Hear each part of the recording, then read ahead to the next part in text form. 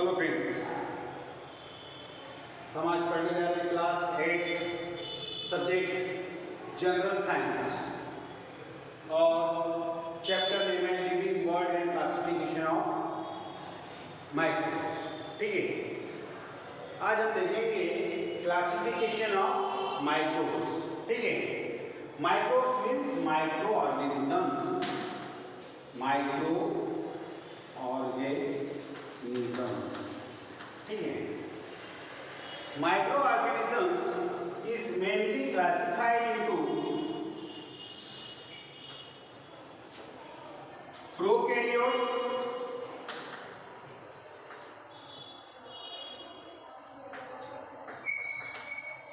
And eukaryotes या eukaryotic eukaryotes. ठीक है, अब इसमें prokaryotes means the cells without nuclear membrane या nucleus an absence of cell organs. But in case of eukaryotes, well defined nucleus is present in the cells of the organisms, that is microorganisms, because we are studying microorganisms. समझ में आ गई बात? Microorganisms mainly पहले classified करते हैं इसको prokaryotes और eukaryotes. Prokaryotes का मतलब होता है कि सेल्स के अंदर में न्यूक्लियस वेल डिफाइंड नहीं होता है। ठीक है, और सेल ऑर्गेनेल्स भी नहीं होते। अब यूकैरियोट्स में वेल डिफाइंड न्यूक्लियस होते हैं। ठीक है, अब इसको अगर प्रोकैरियोट्स को यदि क्लासिफाई करते हैं तो इसमें सिर्फ बैक्टीरिया आते हैं। क्या आते हैं? बैक्टीरिया। ठीक है, और इसको अगर क्लासिफाई यदि करते हैं तो ये 3 भागों में क्लासिफाई हो रहा है। First is protista. प्रोटिस्टा, ठीक है, फंगी, फंगी एंड अलगी। ठीक है, तो इस प्रकार से माइक्रो ऑर्गेनिज्म का क्लासिफिकेशन है। ठीक है, अब हम एक करके ये कैसे होते हैं इसके बारे में पढ़ेंगे। ठीक है, तो सबसे पहले देखिए bacteria. First of all we are study bacteria. ठीक है,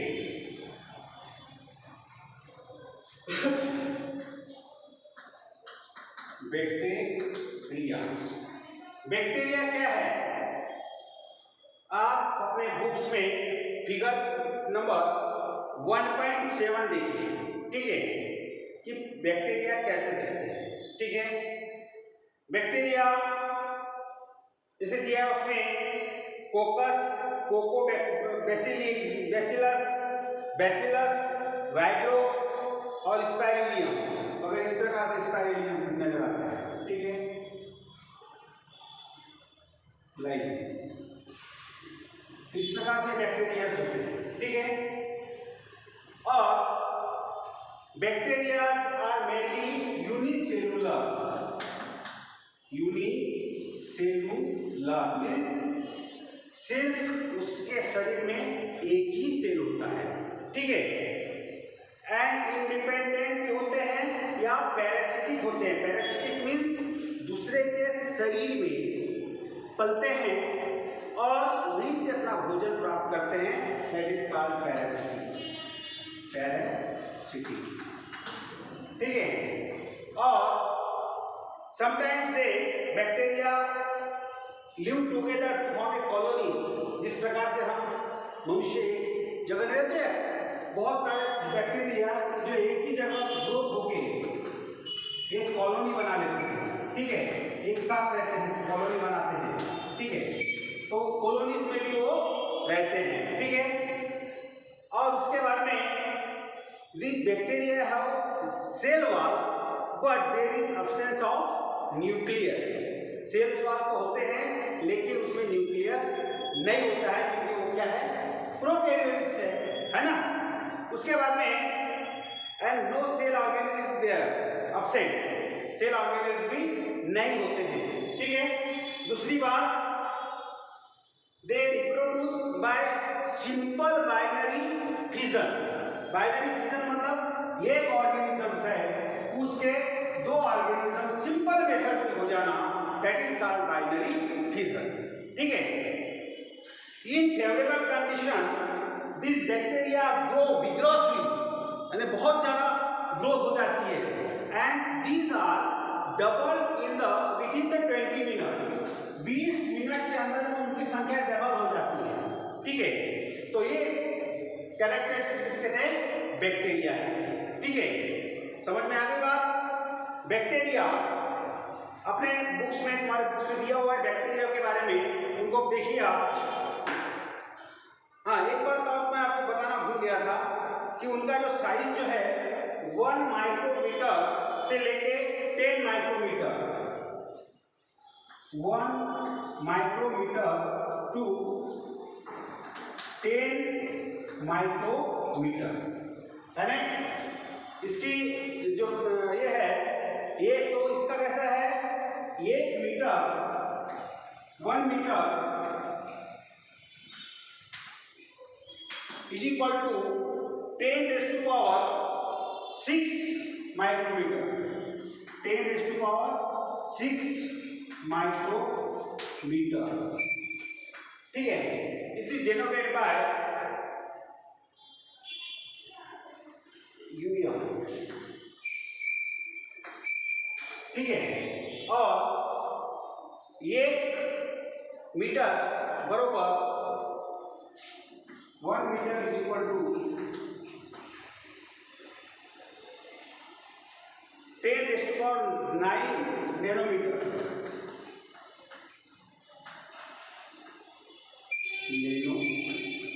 ये इतने सूक्ष्म होते हैं, ठीक है। अब इसके बाद में देखेंगे दूसरा प्रोटिस्टा।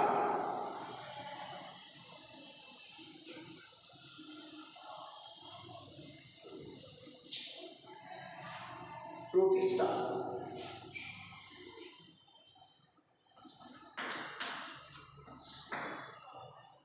आपने 7th क्लास में अमीबा, एंडामीबा ये सब सुने होंगे, ठीक है।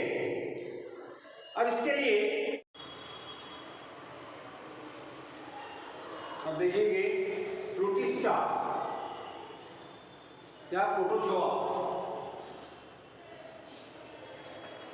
प्रोटोजोआ, ठीक है। अब इसे प्रोटोजोआ जो है, it is this type of micro organisms are found in fresh water, soil, marine water also, ठीक है। एंड दीज आर पैथोजेनिक, ये रोग कारक भी हो सकता है, ठीक है। और दूसरे ऑर्गेनिजम्स में भी पाया जाता है, ठीक है। तो दीज आर यूनिसेलुलर, ये भी कैसे होते हैं, unicellular but well defined nucleus, well defined nucleus, that is eukaryotic. ये उसके साथ साथ यूकेरियोटिक भी होते हैं, यूकेरियोटिक सेल्स इसमें होते हैं, यूनिसेलुलर होते हैं, ठीक है। और उसके बाद में these organisms are great variation in their mode of nutrition, living conditions and उनका वेरिएशंस पाया जाता है उनके मोड ऑफ न्यूट्रिशन में। कोई ऑर्गेनिज्म किसी प्रकार से अपना फूड प्राप्त करता है तो कोई प्रोटोजोआ अलग तरीके से, ठीक है। तो आपने 7th क्लास तक पढ़े होंगे अमीबा, पैरामेसियम, ठीक है। तो वो सब माइक्रो ऑर्गेनिजम्स प्रोटोजोआंस में पाए जाते हैं, ठीक है। एग्जाम्पल देखिए, अमीबा, अमीबा और पैरामेसियम,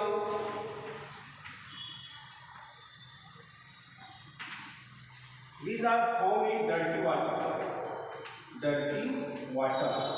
गंदे पानी में पाया जाता है, ठीक है। उसके बाद में एंटामीबा हिस्टोलिथिका, एंटामीबा हिस्टोलिथिका,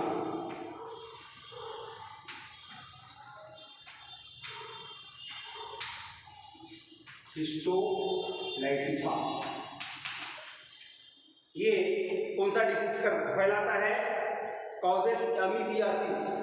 अमीबियासिस एक डिसीज है जिसके कारण आपको बार बार शौच जाना पड़ता है। वो अमीबियासिस का ये डिसीज का कारण है, अमीबियासिस,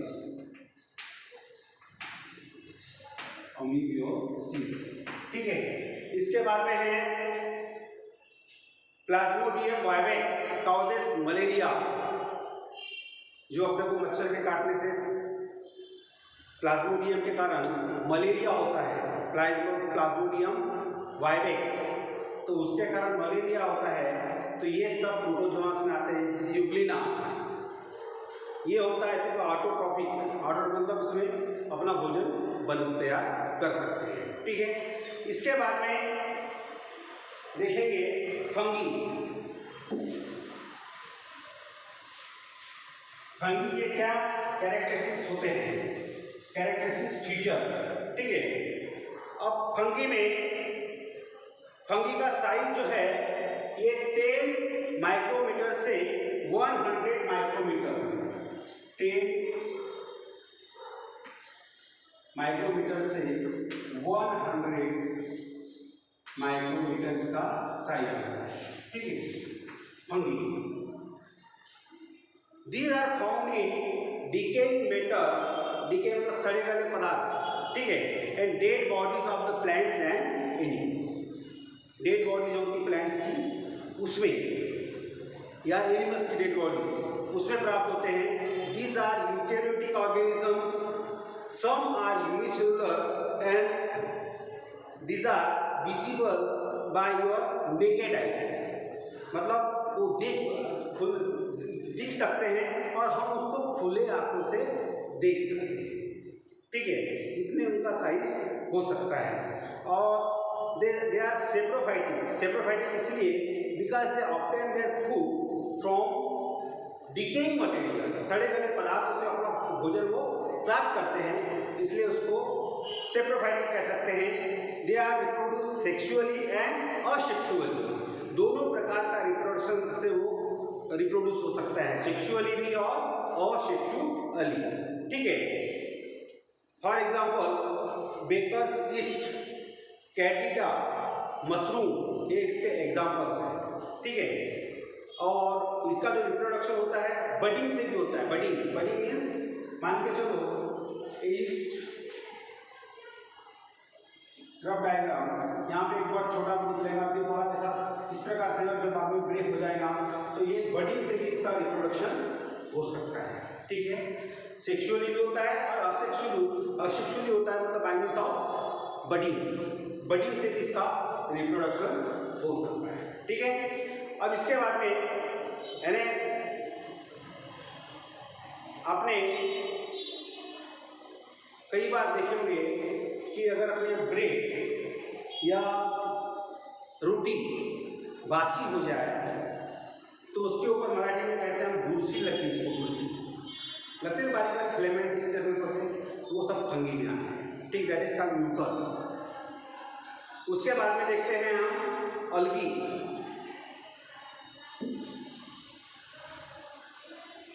इसका एक एग्जाम्पल अलगी का समावेश किसमें होता है, अलगी किसको बोलते हैं, ये समझने के लिए आप कई बार तालाब में, नदियों में, बहते हुए पानी में आपको हरी हरी वनस्पति नजर आती है, ठीक है, स्पायरोगारा वगैरह, उसका नाम है स्पायरोगारा, ठीक है।